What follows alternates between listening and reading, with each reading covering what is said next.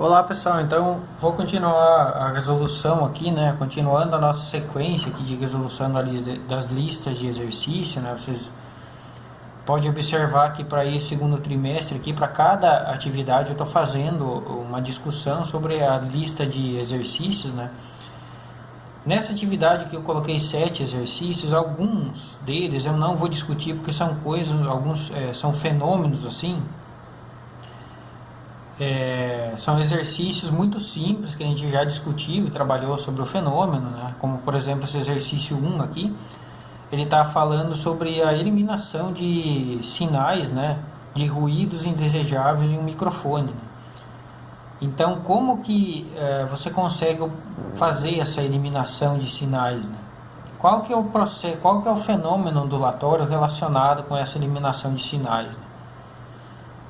É só vocês relembrar lá sobre os processos, sobre os fenômenos ondulatórios e marcar a opção correta. Tá. O exercício número 2 aqui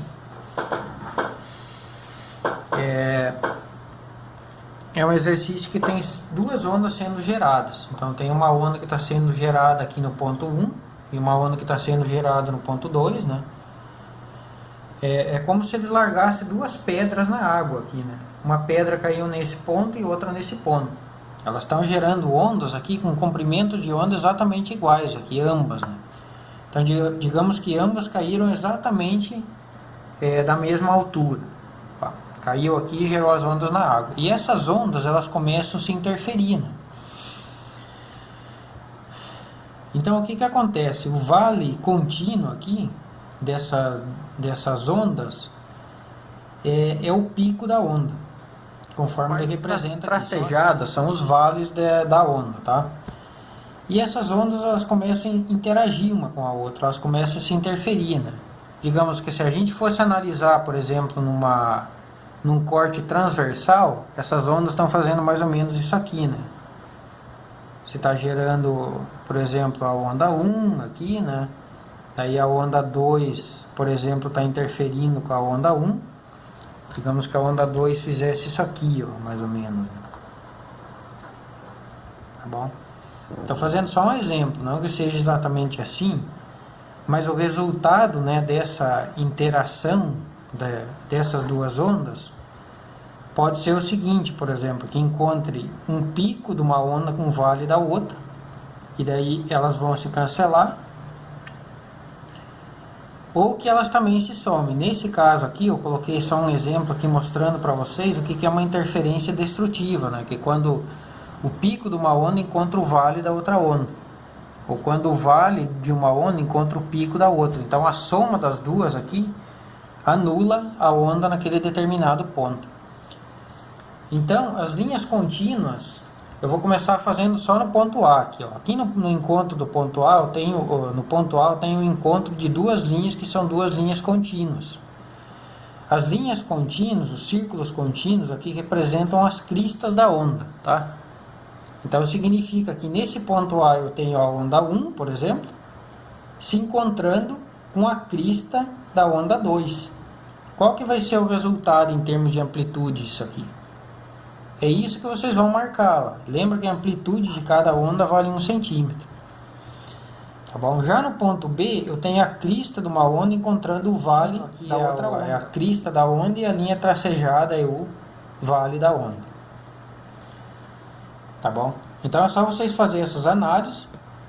Lembra que essa interferência aqui, nesse caso aqui de crista com crista, ela é uma interferência construtiva, mas essa interferência ela também pode ser dessa maneira aqui, né?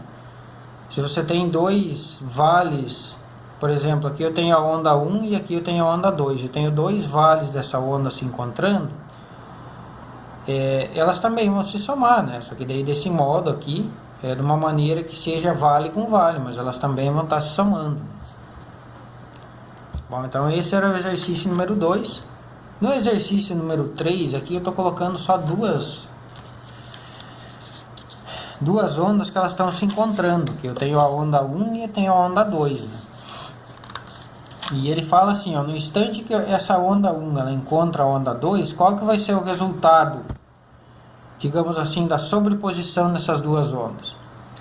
Então é muito fácil aqui, é só você começar a analisar, ó, o pico dessa onda aqui vai cancelar com essa aqui. O vale dessa onda aqui vai cancelar com o pico dessa aqui. O que, que vai restar?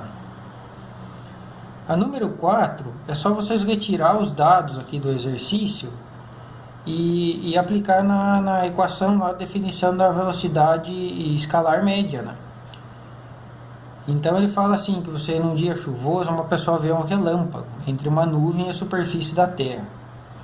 Tá? Lembra que a luz ela se propaga a uma velocidade tão elevada que é como se a luz chegasse no teu olho, a luz que vem desse relâmpago, de uma maneira instantânea.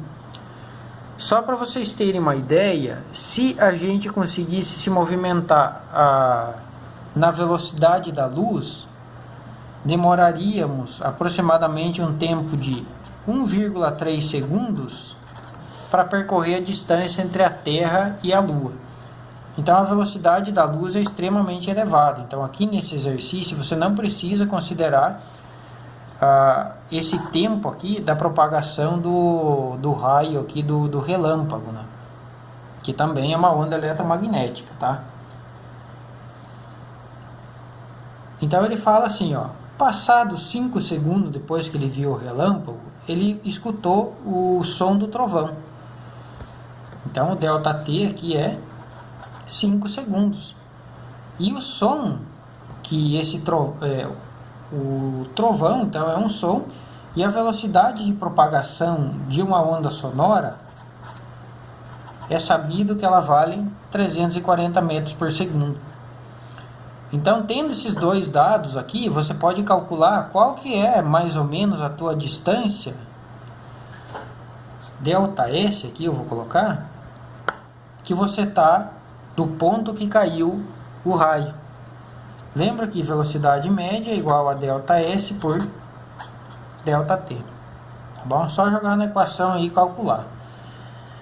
A número 5 está falando sobre o fenômeno de difração, né? Eu vou deixar para vocês resolverem esse exercício, porque ele é muito simples, assim, tranquilo.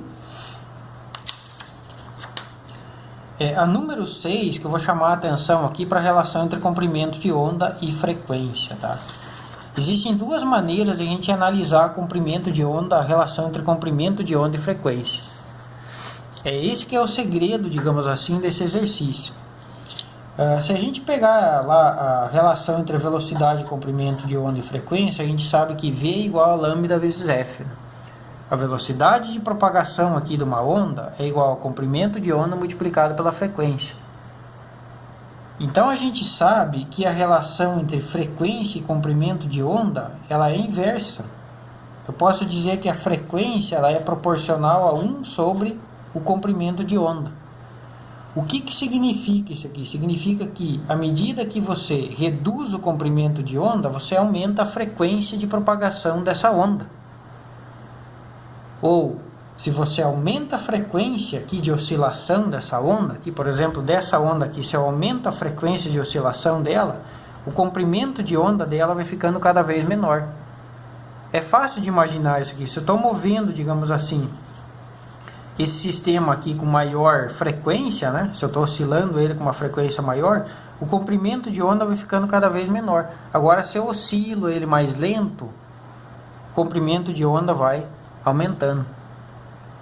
Então, oscilação lenta, né, frequência baixa, comprimento de onda elevado. Oscilação rápida, que significa uma frequência alta, comprimento de onda pequeno. Essa é a relação entre velocidade, comprimento de onda e frequência. Tá bom? Eu até tenho um sistema aqui que fica muito mais fácil de a gente analisar isso aqui, que é um oscilador, né? Então digamos assim, esse motorzinho aqui vai estar girando e vai estar gerando uma onda aqui nesse sistema. Tá, eu vou colocar ele aqui, vou reiniciar ele e vou ligar ele aqui só para que vocês percebam essa relação entre frequência e comprimento de onda, tá bom? Então, olha, numa primeira condição aqui, eu tenho uma frequência imposta aqui, o sistema de 1.34 Hz. Eu queria que vocês observassem aqui o comprimento de onda que está sendo gerado aqui nessa corda, tá? Agora prestem atenção aqui que eu vou começar a aumentar a frequência de oscilação aqui da corda.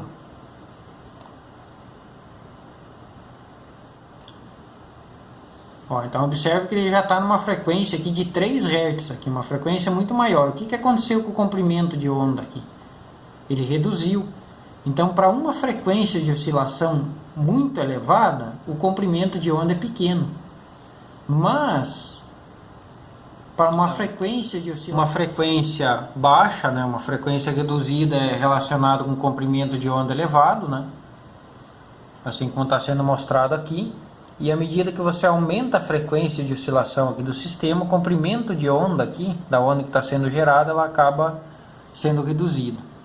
Né? Era o que eu tinha falado aqui para vocês, da relação entre comprimento de onda e frequência, que é inversa, tá? Então, basicamente, é essa relação aqui que vocês vão utilizar para resolver esse exercício aqui e o próximo exercício, que é o número 7.